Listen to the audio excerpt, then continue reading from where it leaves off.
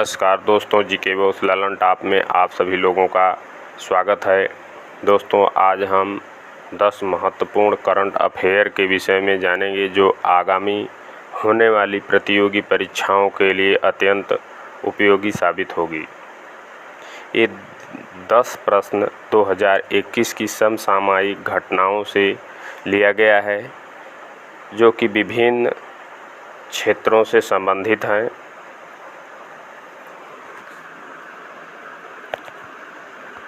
इसमें पहला प्रश्न इस प्रकार है, टोक्यो 2020 ओलंपिक खेलों के संदर्भ में निम्नलिखित कथनों पर विचार कीजिए। इसमें 4 कथन दिए गए हैं, उसके बाद जो है इसमें सही छांटना है। पहला है, टोक्यो 2020 ओलंपिक 32वें ग्रीष्मकालीन ओलंपिक खेल थे। दूसरा है, इनका उद्घाटन समारोह 24 जुलाई 2021 को आयोजित हुआ। तीसरा है, इनका समापन समारोह 8 अगस्त 2021 को संपन्न हुआ। चौथा है, इस ओलंपिक में कुल 207 राष्ट्रीय ओलंपिक समितियों के खिलाड़ियों ने जो है भाग लिया। तो उपयुक्त में सही कथन क्या होगा? पहला दूसरा होगा या दूसरा तीसरा होगा या पहला तीसरा होगा या तीसरा चौथा होगा? 4 ऑप्शन में से इसमें क्या सही होगा? तो इसका आंसर जो है सी सही होगा। इसमें पहला और तीसरा सही होगा। पहला है, टोक्यो 2020 ओलंपिक जो है 32वें ग्रीष्मकालीन ओलंपिक खेल हैं, ये सही है। उसके बाद तीसरा है, इसका समापन समारोह 8 अगस्त 2021 को संपन्न हुआ था। ये 2 सही हैं और बाकी 2 गलत हैं। दूसरे में दिया गया है, इसका उद्घाटन समारोह 24 जुलाई को आयोजित हुआ था। यह 24 जुलाई को नहीं है बल्कि 23 जुलाई 2021 को आयोजित किया गया था। चौथे में दिया गया है कि इसमें कुल 207 टीमें भाग ली थी। यह गलत है। इसमें 207 टीमें नहीं बल्कि 206 टीमें जो है भाग ली थी। टोक्यो 2020 के विषय में संक्षिप्त जानकारी इस प्रकार है। इसका आयोजन क्रम जो है 32वें ग्रीष्मकालीन ओलंपिक खेल है और इसका आयोजन स्थल टोक्यो जापान है और इसका उद्घाटन समारोह जो है 23 जुलाई 2021 को हुआ और इसका समापन समारोह 8 अगस्त 2021 को हुआ और इसमें जो है 206 टीमें भाग ली थी। और इसका ध्येय वाक्य जो है यूनाइटेड बाई इमोशन, इसका मोटो यूनाइटेड बाई इमोशन है और शुभंकर जो है इसका मिराई तोवा है। मिराई तोवा जो है जापानी शब्द मिराई और तोबा का संयुक्त रूप है। और इसमें कुछ और विशेष बातें इस प्रकार हैं।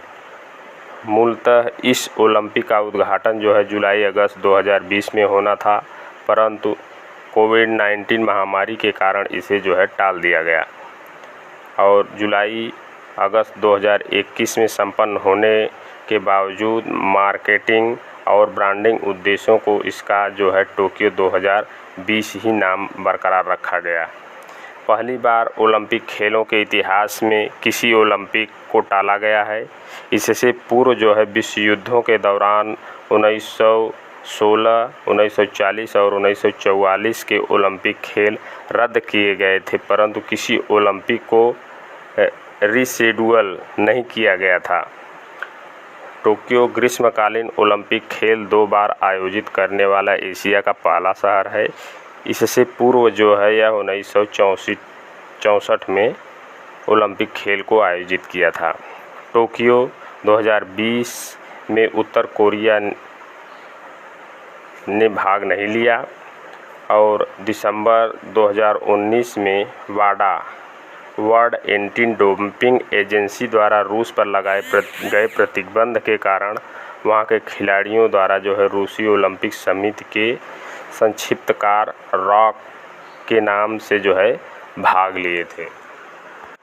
इसके बाद अब हम देखते हैं दूसरा प्रश्न। दूसरे प्रश्न में दिया गया है, जुलाई 2021 में यूनेस्को की विश्व धरोहर समिति द्वारा अपने 44वें सत्र के दौरान हड़प्पा सभ्यता से जुड़े किस भारतीय स्थल को विश्व धरोहर सूची में शामिल किया गया है? ए रानी राखीगढ़ी, बी लोथल, सी कालीबंगा, डी धौलावीरा। इसका आंसर डी सही होगा, धौलावीरा। भारत का 40वां विश्व धरोहर धौलावीरा को दिया गया है। इसमें इसकी शामिल करने की तिथि जो है 27 जुलाई 2021 है और यह धौलावीरा जो है हड़प्पा सभ्यता का एक प्रमुख स्थल है।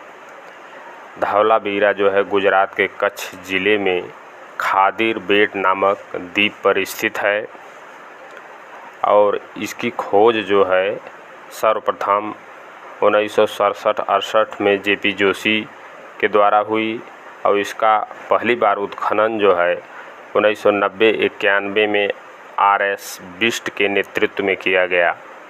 गुजरात के अन्य विश्व धरोहर स्थल भी हैं जो इस प्रकार हैं। पहला, अहमदाबाद का ऐतिहासिक शहर जिसको 2017 में शामिल किया गया। रानी की बाव पाटन को 2014 में शामिल किया गया और चंपानेर पावागढ़ पुरातात्विक पार्क को 2004 में ही शामिल किया गया था। इस प्रकार से अहमदाबाद के कुल 4 स्थल हो गए हैं। भारत में कुल 40 विश्व धरोहर स्थल शामिल हैं। 32 सांस्कृतिक स्थल हैं, 7 जो है प्राकृतिक स्थल हैं, 1 मिश्रित स्थल है।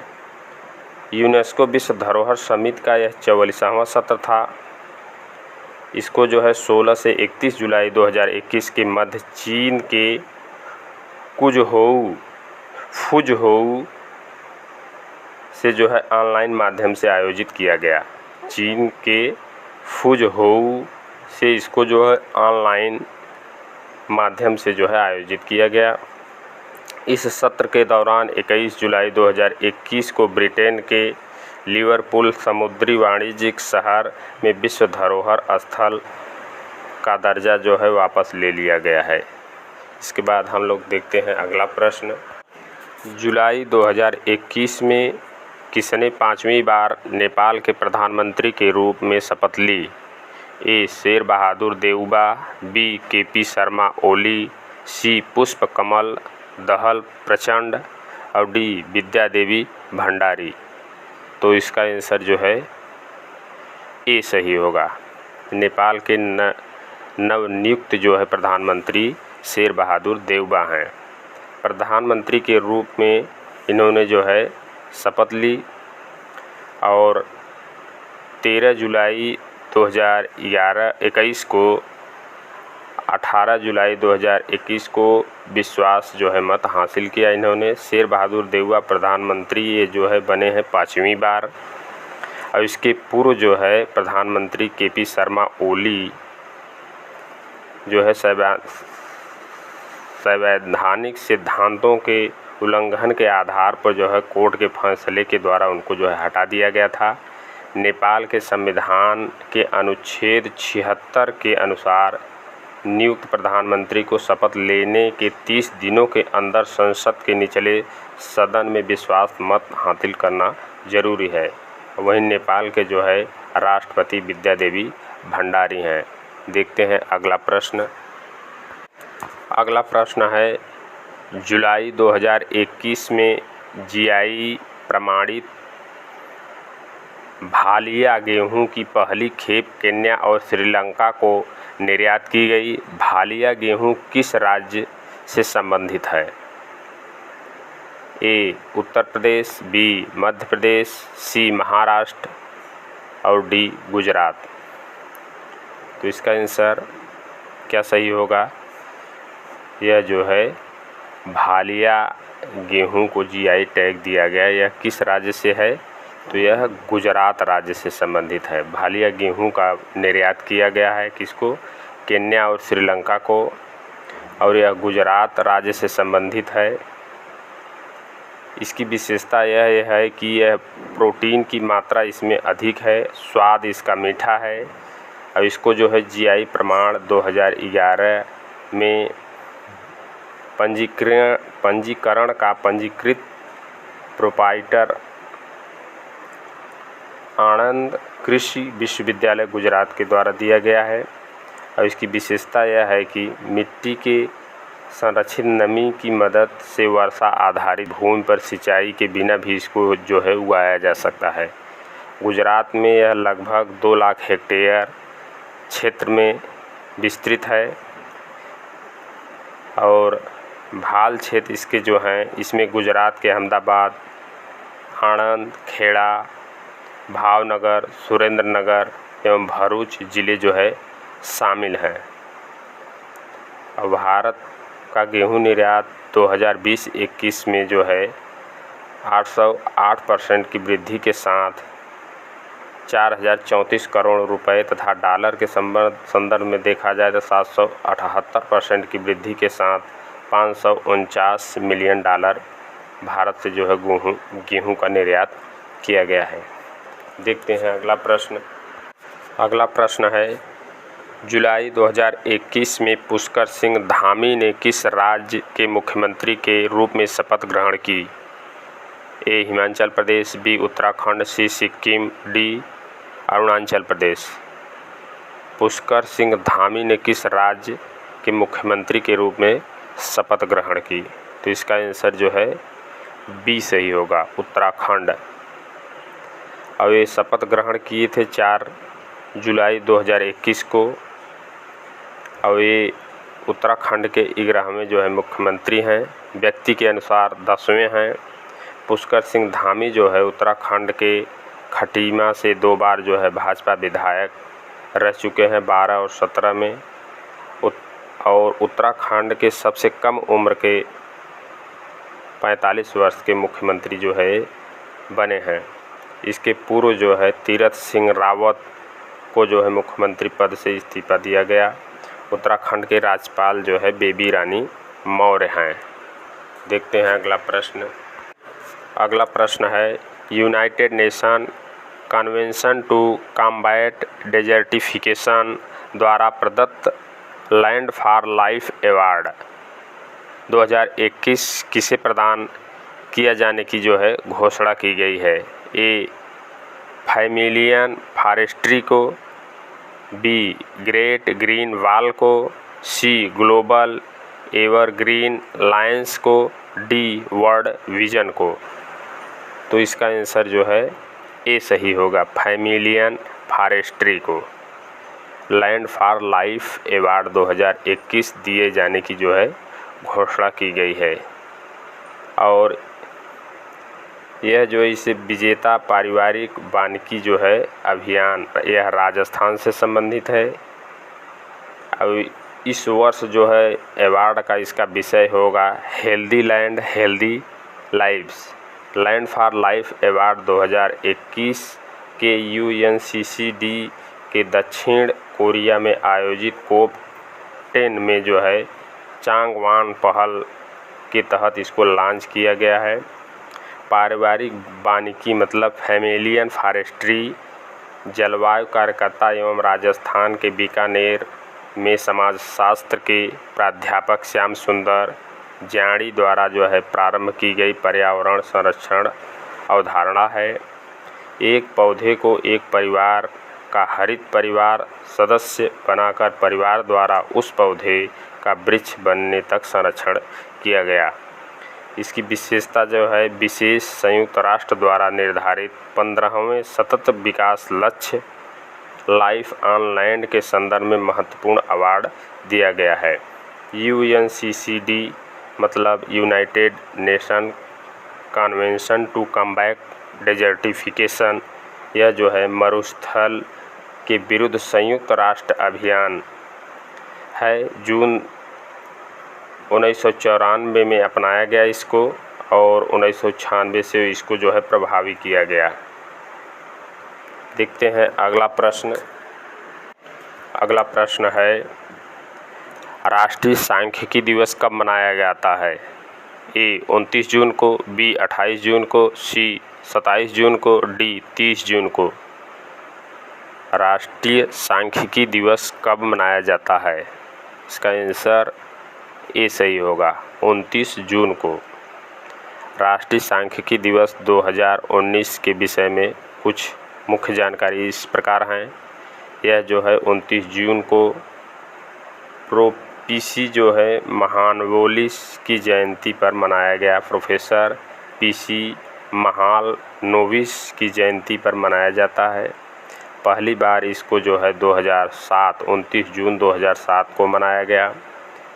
और राष्ट्रीय सांख्यिकी दिवस 2021 का विषय and hunger, achieve food security and improved nutrition and promote sustainable agriculture. संयुक्त राष्ट्र का द्वितीय सतत विकास लक्ष्य जो है SDG 2 है। इसकी विशेषता यह है कि विश्व सांख्यिकी दिवस का आयोजन सर्वप्रथम 22 अक्टूबर 2010 को हुआ था। यह दिवस प्रत्येक 5 वर्ष पर आयोजित किया जाता है। तीसरा विश्व सांख्यिकी दिवस 22 अक्टूबर 2020 को connecting the world with data we can trust theme के साथ जो है आयोजित हुआ। देखते हैं अगला प्रश्न। अगला प्रश्न है 9 अप्रैल 2021 को प्रधानमंत्री नरेंद्र मोदी द्वारा आयोजित